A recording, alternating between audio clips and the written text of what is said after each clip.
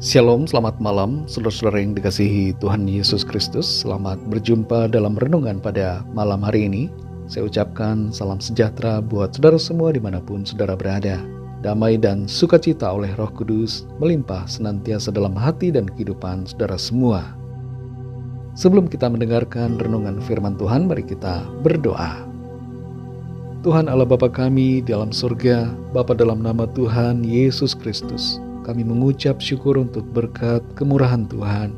Tuhan sudah menolong kami dalam segala aktivitas kami di sepanjang hari ini.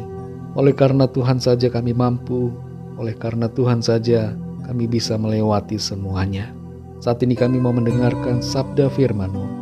Urapi kami Tuhan agar kami mengerti dan taat untuk melakukan kehendak-Mu. Dalam nama Tuhan Yesus kami berdoa. Haleluya. Amin.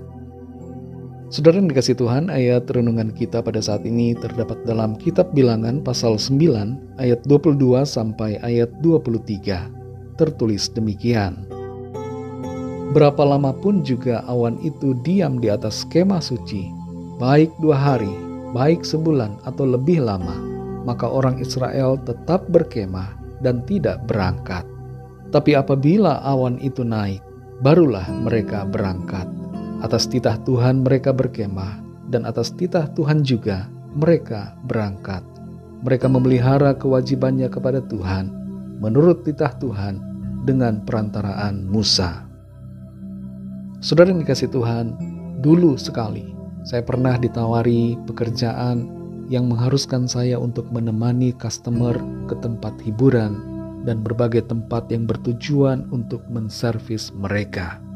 Gaji yang disediakan kelihatannya menarik, tapi tugas seperti itu berlawanan dengan hati nurani dan firman Tuhan.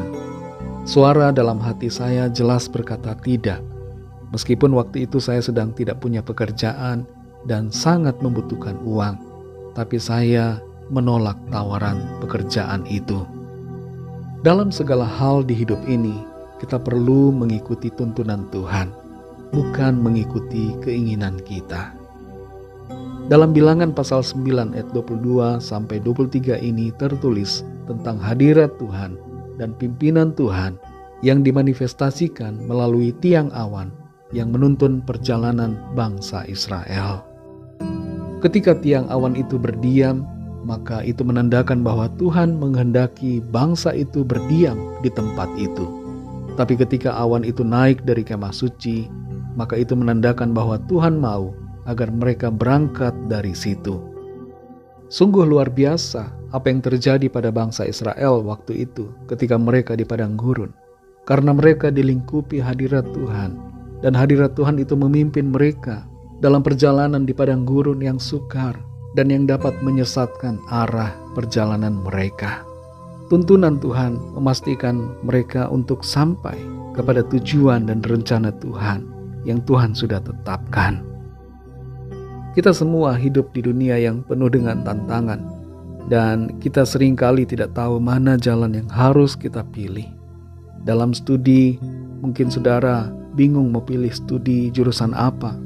Dalam pekerjaan, kita seringkali bingung pekerjaan apa yang terbaik yang perlu kita lakukan. Dalam hal pasangan hidup, kita bingung mana pasangan atau jodoh kita.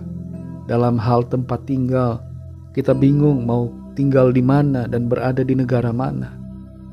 Namun sebagai orang percaya, kita perlu mengingat bahwa Tuhan hadir dalam hidup kita melalui Roh Kudus-Nya, dan itu memberikan arahan dan tuntunan kepada setiap kita.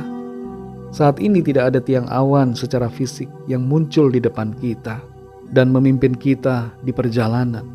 Tapi wujud hadirat Tuhan adalah adanya Roh Kudus dalam hati kita yang membimbing dan memimpin kita dalam kehidupan ini. Kita tidak bisa hidup sendiri tanpa pertolongan dan tuntunan Tuhan, karena hanya Tuhan yang tahu jalan yang terbaik untuk setiap kita. Kita perlu taat, mengikuti arahan dan suara Tuhan yang berbicara dalam hati kita. Suara Tuhan itu adalah suara firman-Nya yang menuntun kita untuk melangkah dalam kehendak-Nya. Seperti Musa dan bangsa Israel yang mengikuti tuntunan Tuhan di padang gurun, kita juga hendaknya belajar untuk mengikuti pimpinan Tuhan dalam setiap aspek hidup kita. Kita mungkin tidak tahu jalan mana yang harus kita ambil, keputusan apa yang harus kita pilih, tapi Tuhan tahu dan akan memberitahukan kepada kita jalan yang terbaik. Tuhan akan berikan hikmat untuk kita mengerti dan mengambil keputusan sesuai dengan rencana dan kehendak-Nya yang terbaik. Kita hanya perlu mempercayakan hidup kita kepada Tuhan dan mengikuti pimpinan Roh Kudus dengan sungguh, melatih kepekaan kita supaya kita dapat mengerti dan mendengar suara kehendak Tuhan. Roh Kudus akan menolong kita sehingga kita tahu dan kita paham apa yang kita harus hindari dan apa yang harus kita tolak, serta apa yang harus kita terima dan harus kita lakukan, sehingga kita tidak masuk ke jalan yang salah, tapi kita masuk ke dalam rute jalan yang benar yang sesuai dengan kehendak Tuhan. Saudara yang dikasihi Tuhan, dalam profesi kita atau apapun yang kita lakukan, mari kita ikuti pimpinan Tuhan. Jangan bertindak tanpa mendasarinya pada firman Tuhan dan pada Roh Kudus-Nya yang berbicara di dalam kita. Biarlah hidup kita selalu mengikuti pimpinan Tuhan, bukan mengikuti keinginan-keinginan dari pikiran kita sendiri. Ketika kita mengikuti tuntunan Tuhan, maka kita akan dibawa masuk ke dalam penggenapan rencananya yang baik dan sempurna bagi setiap kita. Mari kita berdoa. Terima kasih Tuhan, kami bersyukur untuk firman-Mu yang berbicara kepada setiap kami, memberikan kami pengertian bahwa Tuhan selalu menuntun kami dengan firman-Mu dan dengan kuasa Roh Kudus-Mu, dan kehendak-Mu Tuhan bagi kami agar kami mengikuti tuntunan-Mu sehingga kami tidak salah jalan dan kami tidak masuk ke dalam masalah, tapi kami menuju pada penggenapan rencana Tuhan yang baik. Terima kasih untuk firman-Mu. Tolong kami Tuhan, supaya kami peka dan mengerti akan setiap kehendak-Mu bagi kami, serta kami berjalan menuruti apa yang menjadi keinginan Tuhan, bukan keinginan kami sendiri.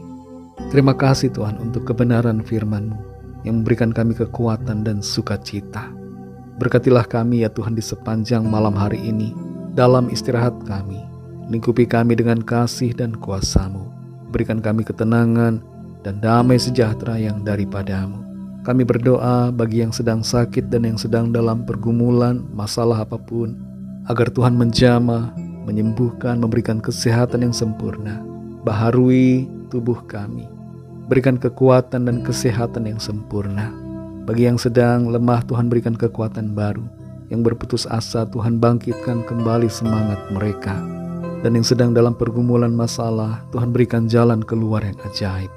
Terima kasih Tuhan, kami bersyukur.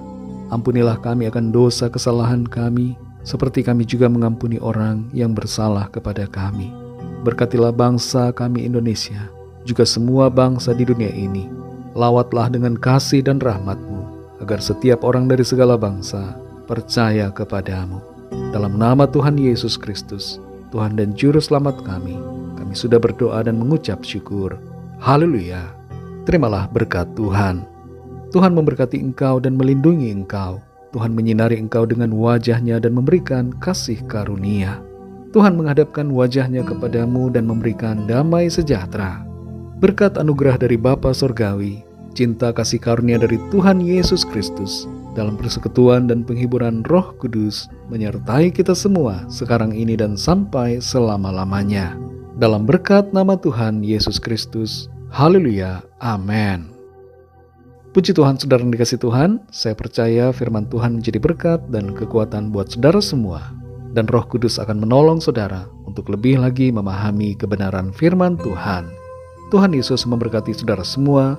Sampai jumpa dalam renungan yang berikutnya. Haleluya.